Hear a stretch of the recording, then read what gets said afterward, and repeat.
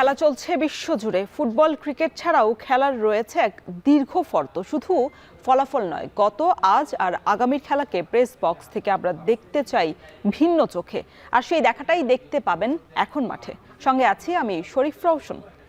শুনছিলেন ক্রীড়াঙ্গনের সব গুরুত্বপূর্ণ খবরাখবর। আজ সন্ধ্যায় বাংলাদেশের পরীক্ষা হবে সিঙ্গাপুর। যেহেতু 53 বছরের একটা আক্ষেপ বাংলাদেশের সিঙ্গাপুরের বিপক্ষে এখন পর্যন্ত কোনো ম্যাচ জেতার রেকর্ড নেই বাংলাদেশের। সেই রেকর্ড আজ কি ভাঙতে পারবে কিনা বাংলাদেশ, সে অপেক্ষা করছে শুধু বাংলাদেশ ফুটবলার না, পুরো বাংলাদেশ যারা সমর্থক রয়েছেন, সমর্থক গোষ্ঠীদেরও এই আক্ষেপটা আজ অবসানের পালা। আজ আমাদের সাথে সিঙ্গাপুরের ম্যাচে কেমন প্রস্তুতি হয়েছে সবকিছু নিয়ে খুঁটিনাটি বিষয় নিয়ে আজ আলোচনার জন্য উপস্থিত হয়েছেন বাংলাদেশ জাতীয় দলের সাবেক ফরওয়ার্ড আশরাফ উদ্দিন আহমেদ চুন্নু। আপনাকে স্বাগত জানাচ্ছি এখন মাঠে। একজন ফরওয়ার্ড হিসেবে এই ফুটবল দল যেটা আপনারা প্রায় অনেক বছর আগে ছেড়ে গেছেন, এখন তো দল নতুন করে আবার রিফর্ম করেছে, আবার হামজা যারা সমিতে এসেছেন, নতুন করে আবার একটা দলের একটা জাগরণ হয়েছে, ফুটবলের নবজাগরণ। এই ফুটবলটাকে কেমন দেখছেন? র্যাঙ্কিংয়ে আমরা দেখলাম যে বেশ উন্নতি করেছে, অন্তত 2024 সাল বা 25 সালের তুলনায় এখন আমরা বেশ ভালো আছি। ধন্যবাদ আপনাকে। এখনকার বাংলাদেশের ফুটবল টিমটা আমার কাছে খুব ভালো লাগছে, কারণ আপনি দেখেন এশিয়ান ফুটবল টুর্নামেন্টে যেটা কোয়ালিফাই করার কথা, সেখানে আমরা 4টা টিম আছি। সবগুলি ম্যাচ শেষ হয়েছে, আজকে লাস্ট ম্যাচ। প্রত্যেকটা ম্যাচই কিন্তু বাংলাদেশ ভালো ফুটবল খেলেছে, অর্থাৎ পজিটিভ ফুটবল খেলেছে, যেটা আমরা দর্শকরা যেটা চায় সেই খেলাটা উপস্থাপন করেছে। হয়তো দুর্ভাগ্যবশত আমরা রেজাল্ট পাইনি, বাট ফাইট করে হেরেছে, ফাইট করে ড্র করেছে। সেই খেলাটা এখন বাংলাদেশ টিম উপহার দিচ্ছে এদেশের মানুষকে। আচ্ছা চুন্নু ভাই, আপনারা যখন খেলেছেন তখন তো কোনো বাংলাদেশি বংশোদ্ভূত খেলোয়াড় ছিলেন না। সব আপনাদের যে উন্মাদনা, সব বাংলাদেশি প্লেয়ারদের নিয়ে, যারা স্থানীয় প্লেয়ার, লোকাল প্লেয়ার বলা হয়, তাদের নিয়েই আসলে দর্শকদের উন্মাদনা। তবে সেই উন্মাদনাটা এখন একটু পরিবর্তন হয়েছে। যারা বাংলাদেশি বংশোদ্ভূত প্লেয়ার রয়েছেন, যারা হয়তো বা লেস্টার সিটির মতো দলের সাথে খেলেন, প্রিমিয়ার লিগে খেলেছেন, হামজা চৌধুরী একমাত্র নাম যদি বলতে চাই, দলের প্রাণ ভোমরা বর্তমান সময়ের ফুটবলের। এরপর সমিত সোম এসেছেন, ফাহমিদুল আছেন, জায়না মেদান আছেন, আরও অনেক ফুটবলার রয়েছে। তবে এই যে একটা শিফটের বিষয়টা, এটা আসলে কতটুকু ভালো বাংলাদেশ ফুটবল দলের জন্য? কারণ এখন মূলত একটা বিতর্ক তৈরি হয়েছে যে যারা স্থানীয় প্লেয়ার রয়েছেন, তারা যারা বাইরে থেকে বংশোদ্ভূত খেলোয়াড় আছেন, তাদেরকে বল পাস করতে চান না, বা বল বানিয়ে দেওয়ার যে বিষয়টা, সেটা তারা সেই জায়গাটা এখনো নিজেদের মধ্যে জড়তা রয়েছে। এটা আসলে আপনি কিভাবে দেখেন? আসলে যে সমস্ত খেলোয়াড় আসছে, তারা কিন্তু লেস্টার সিটির একজন খেলোয়াড় হামজা চৌধুরী, পৃথিবীর অন্যতম একটা সেরা লিগ, ইংলিশ লিগে, সেখানে কিন্তু সে তার সুনামের সঙ্গে খেলছে। সেই ছেলেটাই যখন বাংলাদেশে এসে বাংলাদেশে অবস্থান করছে, বাংলাদেশ টিমের সঙ্গে সংযুক্ত হয়েছে, সুমিত সোমের মতো খেলোয়াড়, জায়ান আছে, ফাহিমুদুল আছে, তাদের সঙ্গে খেলে কিন্তু আমাদের খেলোয়াড়রা অভ্যস্ত হচ্ছে। তাদের সঙ্গে একসঙ্গে জোট বেঁধে খেলাটা চারটিখানি কথা নয়। তো তাদের সঙ্গে তাল মিলিয়ে খেলাটা খুব কঠিন কাজ। সেটা তারা চেষ্টা করছে বাংলাদেশি খেলোয়াড়রা, যে তাদের সঙ্গে তাল মিলিয়ে খেলে দলটাকে একটা সুন্দর জায়গায় নিয়ে যাওয়ার জন্য। চেষ্টার ত্রুটি আমি দেখি না। অনেকেই বলে থাকে ঠিকমতো বল পাস দেয় না বলবো না, দিতে পারে না হয়তো বা, এটাকেই ধরে নেয় যে দেয় না। বাট তারা চেষ্টা করছে। সেই চেষ্টার ফলশ্রুতিতে আমি যেটা দেখতে পাচ্ছি যে বাংলাদেশ টিমটা কিন্তু ঘুরে দাঁড়িয়েছে। তাদের সংস্পর্শে এসে প্রত্যেকটা খেলোয়াড় কিন্তু ভালো খেলার চেষ্টা করছে। সবচেয়ে বড় জিনিস হচ্ছে, আমি যেটা দেখতে পাচ্ছি সেটা হচ্ছে গিয়ে, আমাদের ফুটবল দলের সবচেয়ে বড় প্রবলেম ছিল আস্থা, নিজের প্রতি নিজের আস্থা। সেই আস্থাটা কিন্তু আমাদের দেশের খেলোয়াড়রা ফিরে পেয়েছে তাদেরকে সান্নিধ্যে পেয়ে। আমি মনে করি এটা যদি অব্যাহত থাকে, বিশ্বে অনেক জায়গায় আমাদের আরও ভালো ভালো খেলোয়াড় ওইখানে অবস্থান করছে, ভালো ভালো খেলোয়াড় খেলছে, বিভিন্ন লিগে খেলছে। তাদের কিন্তু যদি আমরা আনতে পারি, তাহলে কিন্তু আমাদের দলটা আরও ভালো হবে, আমরা ভালো অর্জন করতে পারবো ভবিষ্যতে। সেই দিকে নজর দিয়ে যারা বাইরে খেলছে তাদেরকে টেনে আনা উচিত। আমি মনে করি আনলে কি হবে, আমাদের দেশে যে সমস্ত খেলোয়াড় আছে তারাও তাদের কাছ থেকে শিখতে পারবে, তাদের সঙ্গে তাল মিলিয়ে খেলতে পারবে। এবং চুন্নু ভাই, একটা চ্যালেঞ্জিং একটা মুহূর্ত তৈরি হবে, কারণ দলে জায়গা করার জন্য যে পারফরমেন্সটা, বেস্ট পারফরমেন্স, সেটা আসলে আমরা যারা লোকাল প্লেয়ারদের কথা বলছি, যারা এতদিন আসলে খুব বেশি নিজেদেরকে যে জাত চেনানোর বিষয়টা, সেটা চেনাতে পারছে না, তারা হয়তো বা এখন নিজেদেরকে ওই জায়গাটা প্রকাশিত করতে পারবে। তবে আপনি বলছেন যে তারা চেষ্টা করছে।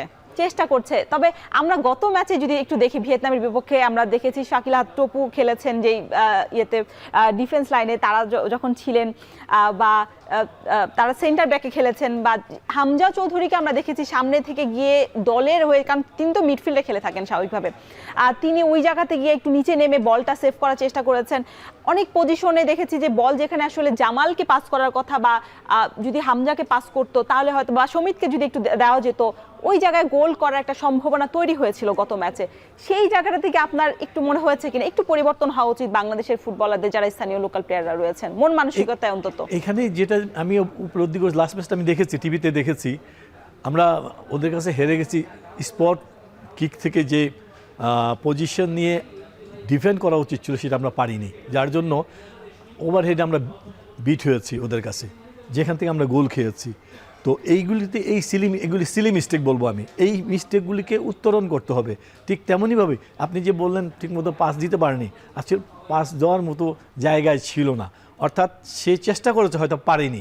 এই যে পারেনি, এইটাকে পারতে হবে, পারতে হবে। যদি পারতে পারি তাহলে কিন্তু আমরা একটা ভালো রেজাল্ট পাবো।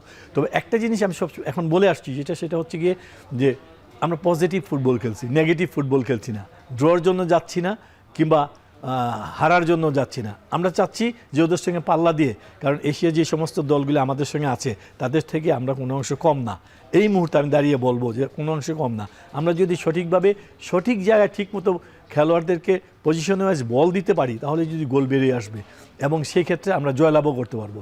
আজকে সিঙ্গাপুরের ম্যাচ, সিঙ্গাপুরের ফার্স্ট ম্যাচটা আমি দেখেছি মাঠের মধ্যে বসে, যেখানে সিলি মিস্টেকে গোল খেয়েছি।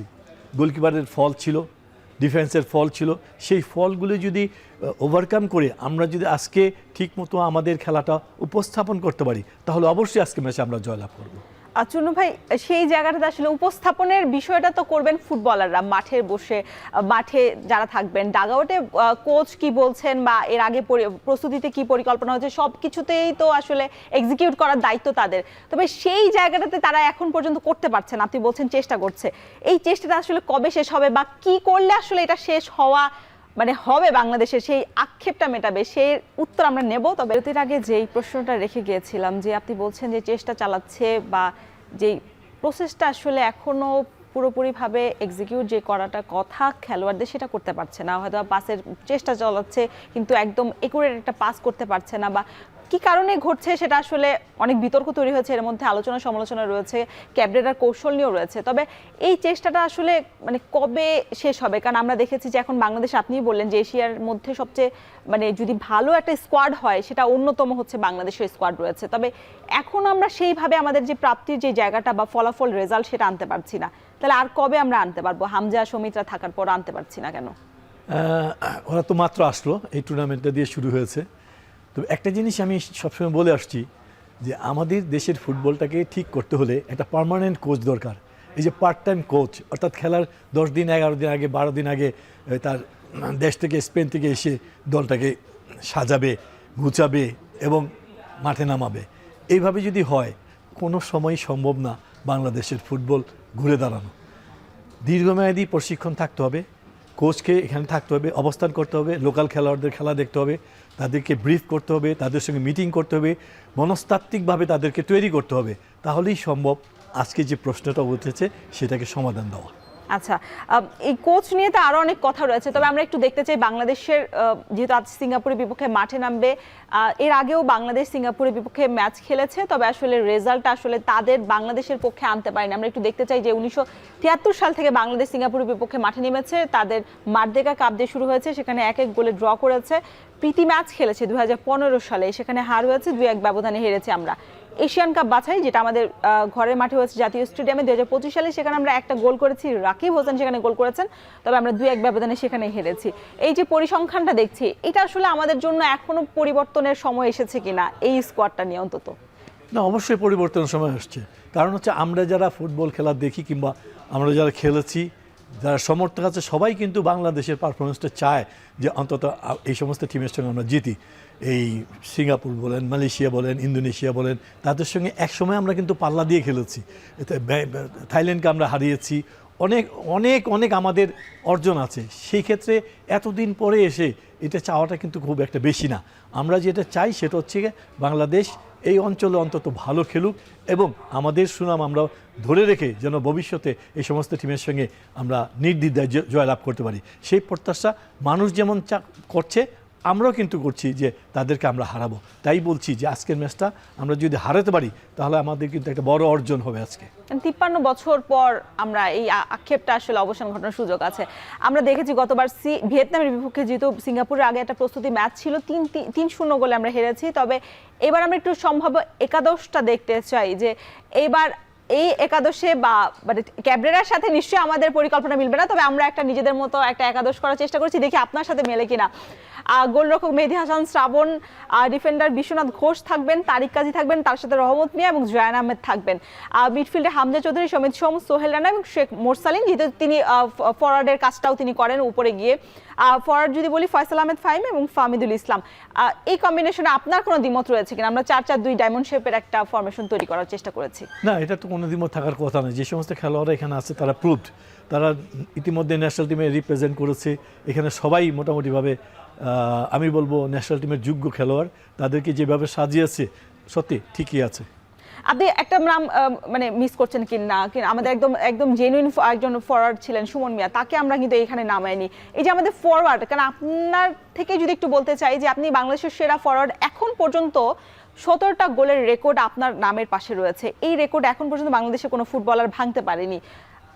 বাংলাদেশের এই যে বলা হচ্ছিল যে ফিনিশারের অভাব, একজন দক্ষ ফিনিশার এখনো তৈরি করতে পারেনি, সেটা কোচ পরিবর্তনেও হয়নি। বাংলাদেশের যারা বিদেশের ফুটবলার এখন আমাদের বাংলাদেশে জয়েন করেছে তাদের দিয়েও এখন আমরা সেই জায়গাটা তৈরি করতে পারিনি।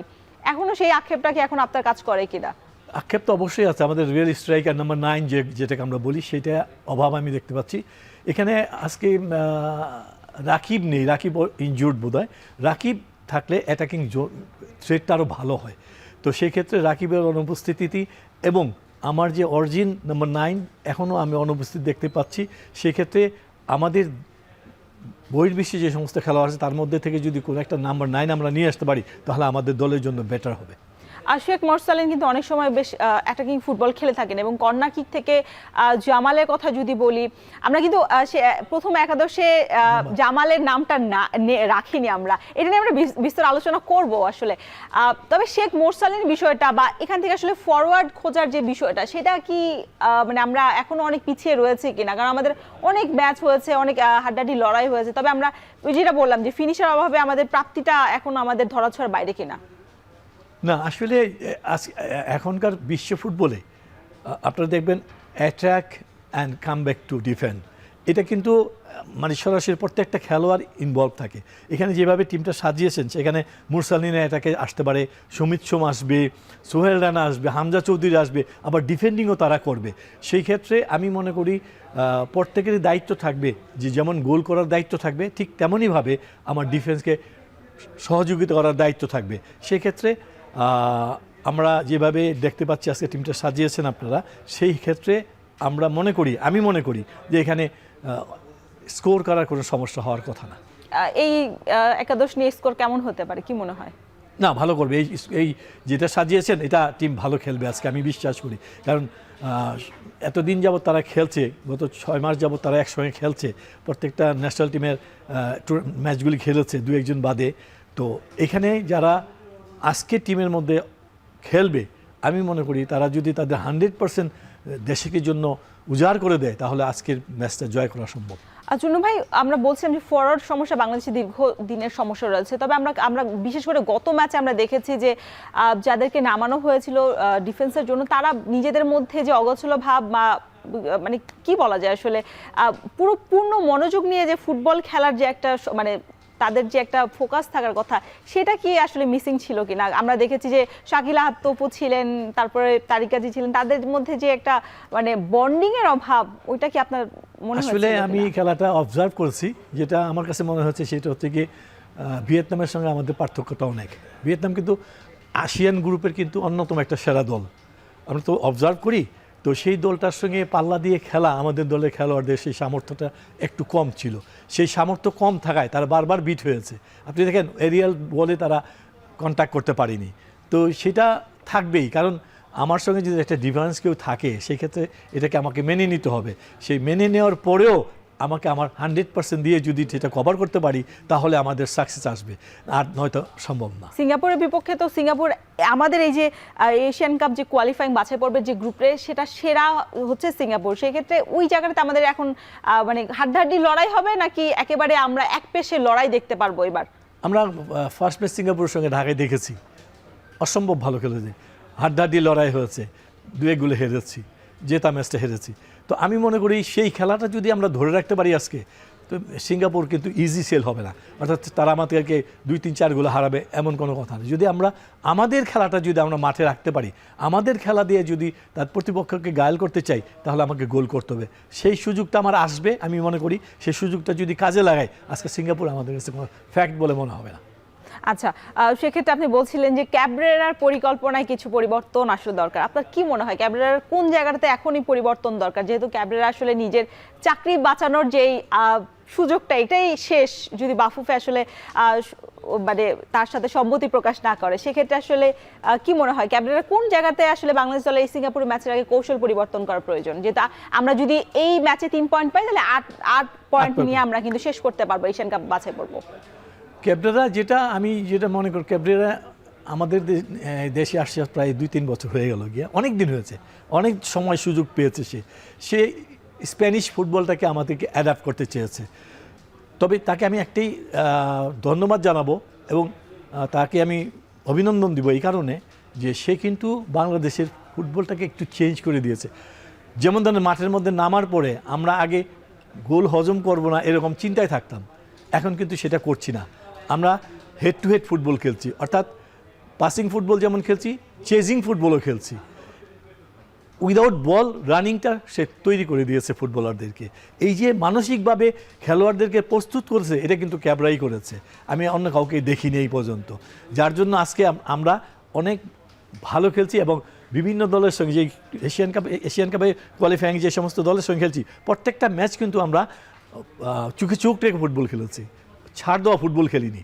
তাই বলবো ক্যাবরা যতটুকু করেছে, এই দূর থেকে সুদূর স্পেনে বসে দল সাজিয়ে 7 দিন 10 দিন এসে যে কাজটি করেছে, আমি বিশ্বাস করি সে যদি দীর্ঘদিন দেশে থাকতো তাহলে ফুটবলটাকে অনেক দূর এগিয়ে নিয়ে যেতে পারতো। চুনু ভাই, আপনি মনে হয় একমাত্র লোক যে এই সময় এসে ক্যাবরেরার পক্ষে একটা কথা বললেন। আমি পক্ষে না, যেটা বাস্তব কথা সেটা সত্যি কথা। আপনি দেখেন আজকে আমি আর বলতে চাই সেটা হচ্ছে গিয়ে দেখেন এই টুর্নামেন্টের আগে আপনি দেখেন বাংলাদেশ ফুটবল টিম কি ফুটবল খেলেছে আর এখন কি ফুটবল, মানুষের কিন্তু প্রত্যাশার থেকে বেটার ফুটবল খেলছে আমি মনে করব, যেটা কখনো কল্পনাই করা যায়নি যে আমরা একের পর এক অ্যাটাক করব, গোল করব, জয়লাভ করব, ইন্ডিয়ার মতো টিমকে হারাবো, মানুষ কিন্তু কল্পনা করতে পারেনি। সেই ফুটবলটা খেলেছে কার আন্ডারে? ক্যাবরার আন্ডারে। অনেকেই ক্যাবরাকে খারাপ বলছে, আমিও বলবো সে যদি দীর্ঘ সময় পেতো তাহলে ভালো করতো। এই অল্প সময়ের মধ্যে এসে যতটুকু করেছে আমি মনে করি। চুনু ভাই, দলটা যেভাবে আসলে ভালো করেছে ক্যাবরেরা, সেভাবে দলের মধ্যে ভালো প্লেয়ারও কিন্তু এখন সংযোগ করা হয়েছে। ক্যাবরেরা নিয়ে আরো অনেক কথা রয়েছে, তবে আবার চুনু ভাই যেটা বলছিলাম যে ক্যাবরেরা যদি রানিং শেখায়, ক্যাবরেরা যদি অ্যাটাকিং ফুটবল শেখায়, সেক্ষেত্রে অ্যাটাকিং ফুটবল খেলার মতো ফুটবলার কিন্তু বাংলাদেশ দলে এখন এসেছেন বর্তমানে। বিশেষ করে আমরা শুরু থেকে বলছিলাম হামজা চৌধুরী, সমিত সোম যারা আছেন, নিজেদেরকে উজাড় করে দেওয়ার জন্য তাদের তারাই আসলে মনে হয় যথেষ্ট। আমাদের কাছে মনে হয় মাঝে মধ্যে ম্যাচটা দেখে আমরা যদি একটু দেখতে চাই হ্যাভিয়ার ক্যাবরেরার কি পারফরমেন্স বাংলাদেশের হয়ে, কারণ এর আগে কিন্তু বাংলাদেশ দল ছাড়া কোনো জাতীয় দলের সাথে তার কোনো রেকর্ড নেই কাজ করার। তিনি ক্লাবগুলোর সাথে কাজ করেছেন। আমরা একটু দেখতে চাই যে বাংলাদেশের মোট ম্যাচ খেলেছে ক্যাবরেরার অধীনে 38টা, তার মধ্যে জয় মাত্র 10টি এবং হারের সংখ্যায় বেশি আমরা দেখছি 18টি, এবং ড্র করেছে 10। গোল সংখ্যা যদি বলি প্লেয়ারদের দিয়ে গোল সংখ্যা সেটি 30 এবং আমরা গোল হজম করেছি 57। এই যে একটা রেকর্ড যে 38টা ম্যাচের মধ্যে আমরা 18টাতেই হেরে গেছি এবং গোল হজম করেছি 57টা। আমরা দেখেছি যে বিশেষ করে নেপাল, ভুটান এইসব দলের সাথে কিন্তু আমরা বেশি খেলেছি। হ্যাঁ, সেই ক্ষেত্রে যেই দলগুলোর সাথে আমাদের আরো একটু বেশি দাপটে খেলার কথা ছিল, আপনি যেটা বলছেন আপনার প্রশ্ন উত্তর দিয়েই যদি একটু বলি যে এই যে অ্যাটাকিং ফুটবল খেলার যে প্রতিশ্রুতি বা যেই প্রমিজিং যেই ওয়ার্ডটা যেটা আমরা বলি, সেখানে কি আরো একটু বেশি কাজ করার কথা দরকার ছিল কিনা ক্যাবরেরার অধীনে? ক্যাবরেরা যখন দলটা নিয়েছে তখন অনেক দিন আগের কথা বলছি, যে তখন আমাদের 2022 সালে তিনি দায়িত্ব আমাদের নিয়েছেন। পারফরম্যান্স তো ভালো ছিল না। আমরা তারপরেও কিছুটা জয় পেয়েছি, কিন্তু হার হয়েছে বেশি।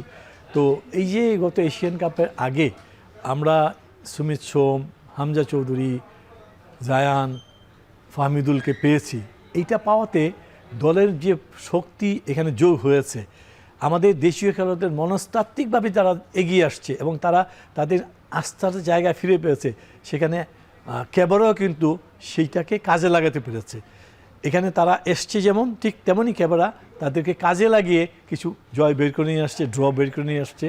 সেক্ষেত্রে আমি বলবো এই দলটাকে যদি ক্যাবরার হাতে থাকে, আগামীতে যদি থাকে এবং সেটা যদি পার্ট টাইম না হয়ে রেগুলার বেসিসে থাকে, তা আমি মনে করি ক্যাবরা ভালো করবে। মানে আপনি কি চাচ্ছেন যে যার চুক্তিটা যেন আরো একটু বেশি নবায়ন করা হয়? কারণ নবায়ন করতে হবে, কিন্তু পার্ট টাইম না। আমি স্পেনে বসে থাকবো, ওইখান থেকে আমি টেলিফোন কিংবা যেভাবে হোক আমি খোঁজ খবর নিব যে কে ভালো খেলছে, কে খারাপ খেলছে, আমি দেখবো না নিজের চোখে, তারপরে দল তৈরি করব। অনেককে দেখা যাচ্ছে যে বেঞ্চের খেলোয়াড়কে সে চান্স দিয়েছে, রেগুলার খেলছে সেই সমস্ত খেলোয়াড়কে চান্স দিচ্ছে না। এটা যদি সে নিজের চোখে দেখতো তাহলে কিন্তু এটা করতো না। তাই আমি বলবো তাকে সার্বক্ষণিকভাবে বাংলাদেশে থেকে বাংলাদেশের ফুটবলটাকে নার্সারিং করতে হবে। যেমন সাদ, তিনি কিন্তু এখন কোনো লিগে খেলেন না বা কোনো দলের হয়ে খেলেন না, 4 মাস ধরে তিনি কিন্তু বিরতিতে আছে, তারপরেও কিন্তু জাতীয় দলে এখন এই স্টেজে তাকে কিন্তু ডাকা হয়েছে। আপনি যেটা বলছেন, যদি খেলা দেখতেন বা পারফরমেন্স দেখতেন, সেই অনুযায়ী প্লেয়ারদেরকে তাদের ডাকার সুযোগ হতো।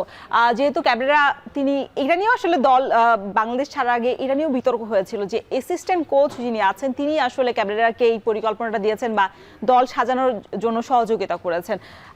তাহলে কেন বাফুফের কাছে আসলে জবাবদিহিতার জায়গা, যেটা বলছিলাম যে বাফুফে যে 1 মাস 2 মাস করে চুক্তি নবায়ন করছে, এবং ক্যাবরেরা, আপনার নিশ্চয় মনে আছে ক্যাবরেরা দেশ ছাড়ার আগে যে প্রেস একটা সংবাদ সম্মেলন করেছে, সেখানে তিনি বলেছেন একটা যে আমাদের এখনো সুযোগ রয়েছে, আমি যদি ভালো করি বা বাফুফের সাথে আমাদের এই কথাটা আরো একটু বাড়বে, আবারও বসার সুযোগ রয়েছে।